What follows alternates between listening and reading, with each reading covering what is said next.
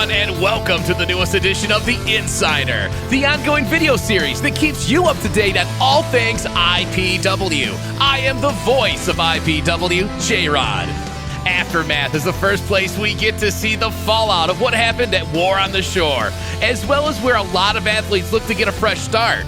This year's Aftermath started with a confident Jamal King, fresh off a huge win over Terry Van Avery in the brutal main event on War on the Shore just 1 week ago. King was on cloud nine and made claims that he is the greatest wrestler of all time. He was interrupted by the former IPW champion, Ren Jones. Jones accused King of getting a big head and letting the title inflate his ego. King didn't appreciate this, and the two agreed to meet in our main event. Has winning the title gone to Jamal King's head? Match number 1 began with a returning James Alexander versus the fan favorite, LaDon Sanders.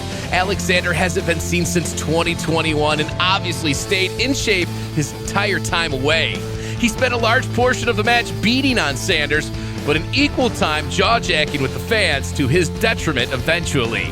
LaDon Sanders was able to pick up a big win in singles competition. We were next introduced to an extremely bizarre and awkward individual by the name of Mild-Mannered Matt.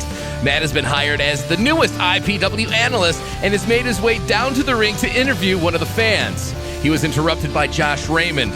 Josh Raymond stole the show at War on the Shore 3 when he blindsided his former tag team partner Terry Van Avery and ended a partnership that dates back to the beginning of IPW. Josh was extremely irritated by the fans booing and refused to speak to them if they didn't stop booing. Then as quickly as Raymond entered the ring, he exited it. The next match saw debuting Denise Chaos challenge the new IPW Women's Champion Stella Buho. Chaos was big and powerful, but the speed and quickness of Buho was enough for her to successfully defend against the newcomer. Former women's champion Randy West has recently activated her rematch clause, and I am excited to announce that Randy will have the chance to regain her title on Sunday in Ypsilanti, Michigan at Battle Lines. Mild-Mannered Matt came back to the ring, this time with permission to attempt an interview with Josh Raymond. Josh told his side of the story as to why he beat the shit out of his partner last week. During what was the worst year of Josh Raymond's life, Josh felt that nobody, especially Terry, was there for him.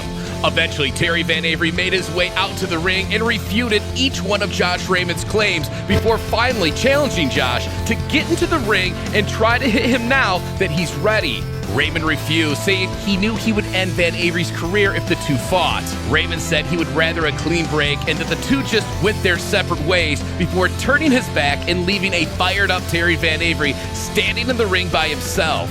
After Raymond was out of sight, the Forgotten's Max Morrison walked down to the entryway and offered an opportunity to Terry Van Avery.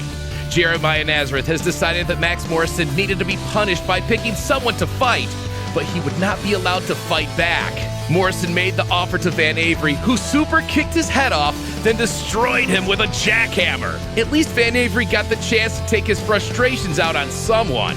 After the match, Max Morrison had a different look in his eye on his way to the back. A camera caught up with Morrison, and he sent a message to Jeremiah Nazareth. It seems Max Morrison is growing tired of being bullied by Jeremiah Nazareth and pleaded for Nazareth to stop this. Finding himself without a partner, Anderson Knight all but forced Jarris Gray to join him in a tag team title match against Real Hype, offering Jarris a potential spot on the gold team if it went well. This was our Patreon exclusive match, so head on over to the IPW regular tier to see it. Real Hype did defend the title successfully, which led to Anderson Knight attacking Jarris Gray after the match. After winning a huge timed entry elimination match at War on the Shore, TDG was finally named the #1 contender for the IPW Michiana Championship after 7 months of chasing it. The Michiana champion, Bendrick Bison, just celebrated his 1-year anniversary of being undefeated, having never lost a singles match. Bison immediately went after TDG's leg, looking to slow down and ground the most athletic guy on the roster. A brilliant strategy. Several times it looked like TDG was out of it, but he continued to show that he will never surrender, including at the very end of the match. Bendrick Bison made TDG bend the knee, a submission hold that he took out Myron Reed and Casey Tempest with more recently. TDG refused to submit and fought his way to the ropes. After administrating a 5 count, referee Gary had no choice but to disqualify Bendrick Bison. This would be bittersweet for TDG, as he just became the first man to get a win in a singles match over Bedrick Bison, but he would not be crowned Michiana champion due to the disqualification. A frustrated Bedrick Bison did the unthinkable and decked referee Gary in the face right before leaving ringside. This flagrant act of misconduct could have led to Bison being stripped of the title or even fired from IPW completely. However, TDG actually begged management to let Bison stay, as he wants a rematch with Bison and another opportunity to take the strap. The IPW Board of Directors refused to just let this slide though, and they have given a suspension to Bedrick Bison. What's more is that Bedrick Bison has completely shot down the idea of giving TDG his rematch. So once again, TDG will have to continue to work to get another shot at Bison's title. Derek Wolf won the IPW Championship at Pink Out way back in October.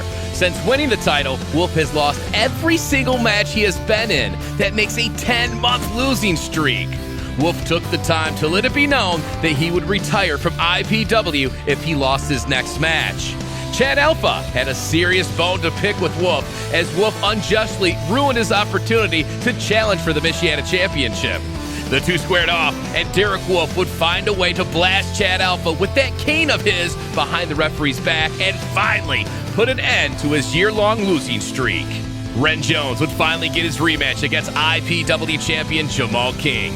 Per usual, these two fought their hearts out in an awesome match. But in the end, the Supreme Lock claimed yet another victim, and Jamal King successfully defended his championship. Having carved through nearly the entire upper echelon of the roster, who is left to challenge Jamal King? That concludes this edition of The Insider. Join us this weekend for not one, but two live IPW events, starting this Saturday, July 15th at Wax Wings Brewing in Kalamazoo, Michigan, as IPW presents Block Party. Then Sunday, July 16th at Folding Warehouse in Ypsilanti, Michigan, as IPW presents Battle Lines.